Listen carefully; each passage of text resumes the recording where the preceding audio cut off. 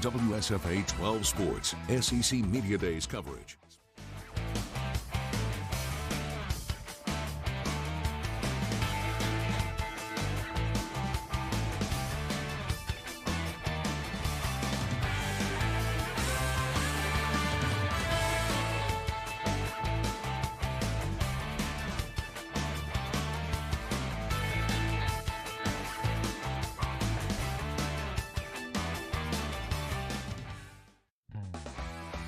WSFA 12 Sports, SEC Media Days coverage.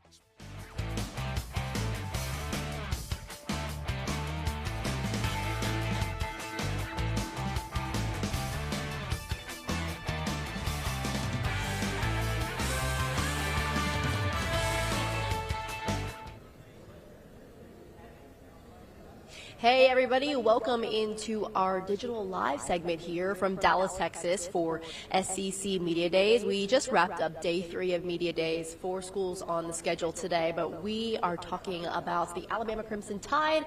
Kalen DeBoer, his first SEC Media Days, a big debut for DeBoer, who is obviously like no stranger to these big media days, right? The guy is a proven winner. He knows what these things entail, but it was unique to see him here today with, of course, Nick Saban in the audience as well. Yeah, and it was just different to see a coach with that A pin that wasn't Nick Saban. I mean, that was the first thing I noticed when he walked in. I saw him with the, Alabama A-strip pin on, and it's just like, wow, like, this is really real. But I thought he handled today well. I think DeBoer's been maybe not passive, but he hasn't said anything outlandish so far. I think he's going to let, his coaching and their play on the field speak for itself before, he gets going. Yeah, it was a really unique moment today. So I think you kind of get the pattern of how things go here, right? They do their rounds at Media Row and things like that, Radio Row, and then they go into the big national media room. So Kalen DeBoer takes the podium, and then I'm standing near the ESPN desk, and there's Nick Saban. It was such a weird moment. All right, good morning. Kalen DeBoer takes the stage, and I pan over with my phone to Nick Saban, and then Nick Saban just turns around in his chair, and he's looking at the new head coach of Alabama. And in that moment, to me, it felt real. This is now Kalen DeBoer's team. This guy's watching from afar now. It just was, I guess, a surreal moment, you could say. Yeah, and I think for DeBoer, and I talked about this a little bit earlier, and I think our 5 o'clock newscast, he's not from the South, and that's what the criticism has been.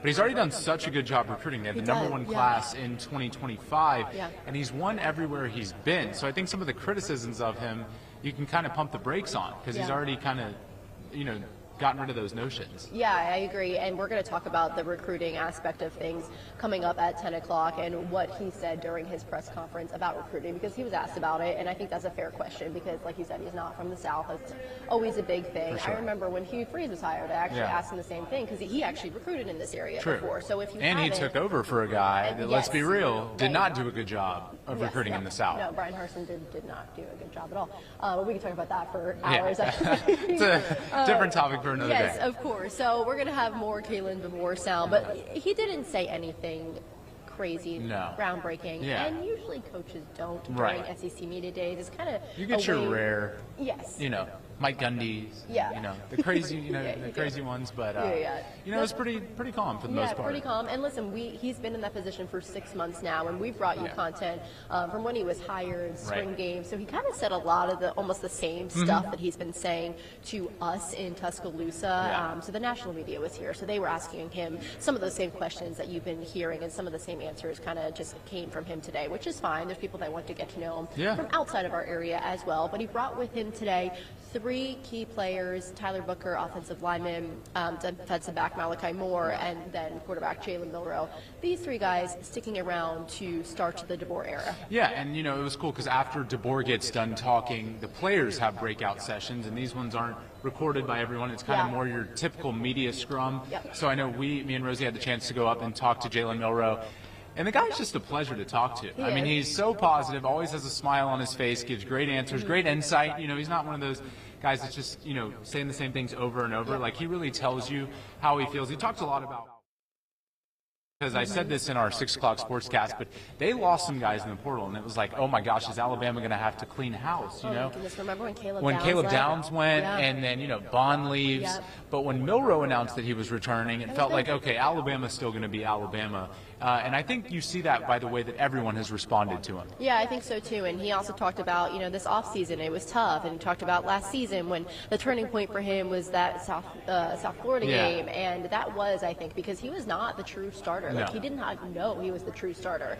And I was talking with Dan Peck about this on the radio today. It's like, well, what is it going to be like from Jalen Milroe, knowing that he is the starter? Yeah. Confidence-wise, that does a lot for a quarterback. Yeah, that's one question that I wish I could have asked him today, and just be like, 12 months ago, would you ever have expected that you'd be in this spot today, where you're a Heisman hopeful, you just led your team to the college football playoff, especially considering, like you said, he was benched last year at one point. So I think Milroe's grown tremendously, and again, I expect him to have a good season. I look back on that game, and I can't believe he was benched because he had a great season then. It was what they did, and I think he is just a very humble person.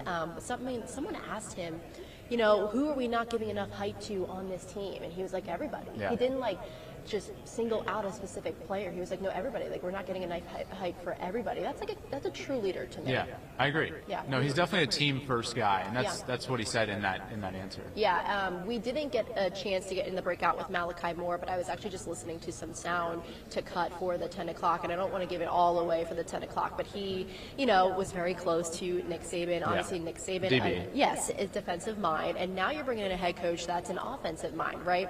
So Malachi Moore was kind of talking about the differences at practice, and it has to deal with their attire. I'll just have you listen at 10 o'clock. It's a funny thing to listen to, so I don't want to give it away. But then we did get the end of Tyler Booker's breakout session, and I want you to tell that story. Yeah, no, that was fun. It's a great fight. That was fun. So, obviously, if you missed it earlier this week, they asked Nick Saban who would be in the SEC championship game. Said Georgia and Texas, not Alabama. Rosie thought it was a little bit of motivation. It very well could be.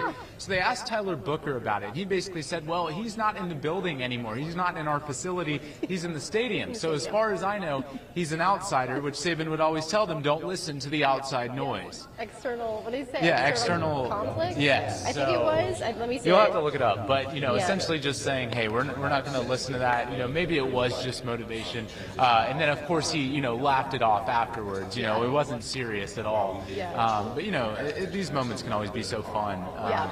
And Booker, really a tremendous player. I mean, this is a guy that could be a top 10, top 20 pick in the draft this upcoming year, in his junior year. You were saying we didn't get a chance to ask Jalen Milroe that question. I wanted to ask Tyler Booker about Caden Proctor, who is returning to the Crimson Tide, the O-line, obviously, who's going to be a big factor for them as well. We actually ran a soundbite from Jalen Milroe when he was at Rickwood about Caden Proctor returning, and he was pretty hyped up about it. So I'm sure Tyler Booker did say it somewhere. I'll have to look it up and tweet it out somewhere, but he's got to be excited to have Caden Proctor back. Left to go to Iowa, came back, so that'll be huge for them.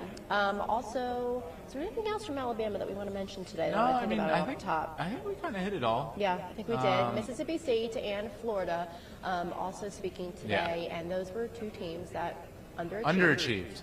Last year, no doubt. And now Billy Napier is going into the season with, oh my word, the schedule. Yeah, that's tough difficult. For Florida. I mean, and the thing is, he's already kind of on the hot seat because Florida's a team that's won national championships in our lifetime. Yes. And they are nowhere near that right now, nowhere near. And especially with the talent they have in state, you have to imagine those fans are getting antsy. When you look at that schedule, I mean, if they are to make a bowl game, it is a huge success. It is a gauntlet, as we said earlier. Their last 5 games this year are Georgia, at Texas, LSU, Ole Miss, and then they finish up with Florida State. Oh, my word. Good luck. That sounds like 0-5, Good luck, if Billy. we're being real. Good luck, maybe Billy. 1-4. But, again, and the non-conference is tough. They're going to play Miami and UCF. So I think, they have their chances. But, again, we're getting good. to 16 teams. So if, you don't establish yourself, eventually you're just going to fall behind. Yeah. And Florida's in that.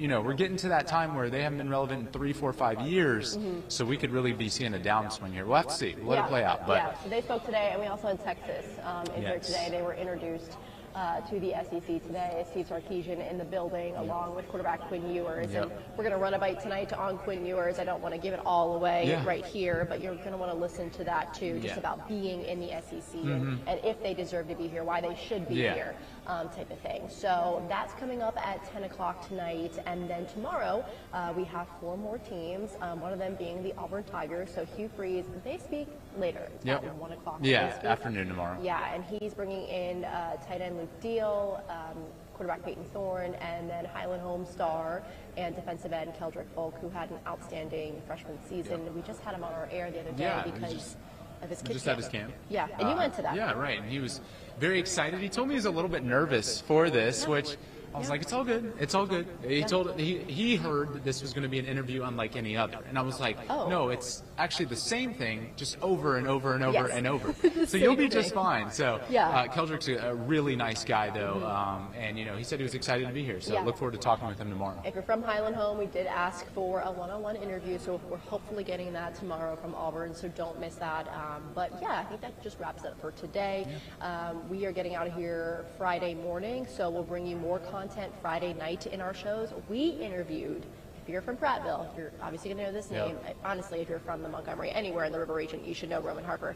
The Roman Empire, as he was named on the Fever. We spoke with him today about Alabama, of course, and we're going to have that interview for you on Friday. I don't know what time yet, 6 or 10, but it was a fantastic interview. A lot of great insight. I wish I could give you the full 5-minute interview, but I got to cut it down to about 3 minutes. But those 3 minutes I thought were unbelievable. You were taping it for me, and he's just, what a guy. Yeah, he's a character for sure. He's a character.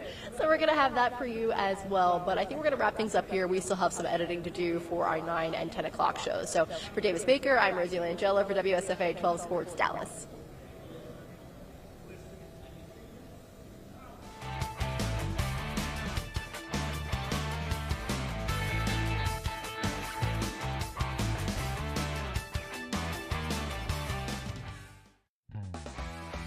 WSFA 12 Sports SEC Media Days coverage.